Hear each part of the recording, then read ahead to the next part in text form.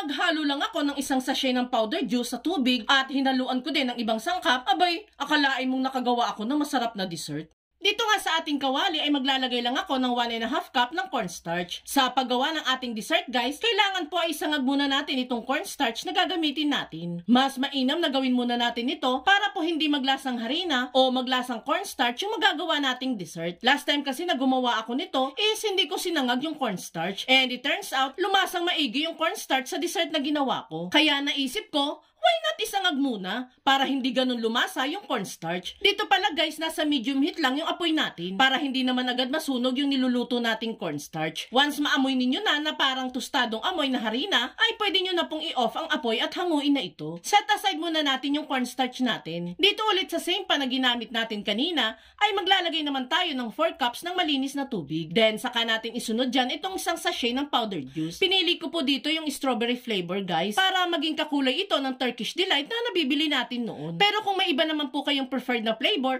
is go lang po tayo dyan. Mix lang muna natin ito hanggang sa tuluyan ng matunaw ang powdered juice na nilagay natin. Bali, tinikman ko pala po muna ang juice natin guys at parang natatabangan po ako sa lasa. Kaya nag-add pa po ako dyan ng ½ cup ng asukal. Mas masarap kasi itong dessert natin kung lasang-lasa natin ang tamis. Haluin lang natin itong muli hanggang sa matunaw ang asukal. Then last naman nating ilalagay dito is itong sinangag nating cornstarch. Bali, kalahati lang nung sinangag natin ang inilagay natin dito. Estimate ko na nasa 3/4 cup po itong cornstarch na nagamit natin para dito sa mixture. Halo-haluin lang muna natin ito guys hanggang sa matunaw na din itong cornstarch. Once nga po na matunaw na ang cornstarch, ay pwede na po nating i-on ang apoy sa medium heat. Hindi na natin ito titigilan sa kakahalo guys dahil may tendency po kasing umilalim itong cornstarch kapag tumigil tayo sa paghahalo. At kung nakaabot ka sa part ng video nating ito, it means na interesado ka sa simpleng dessert na pinapakita ko sa inyo ngayon. At kung sakali pong magugustuhan mo ito, pwede po bang pusuan mo naman ang video natin at mag-iwan ka na din po ng comment na, wow, amazing dessert.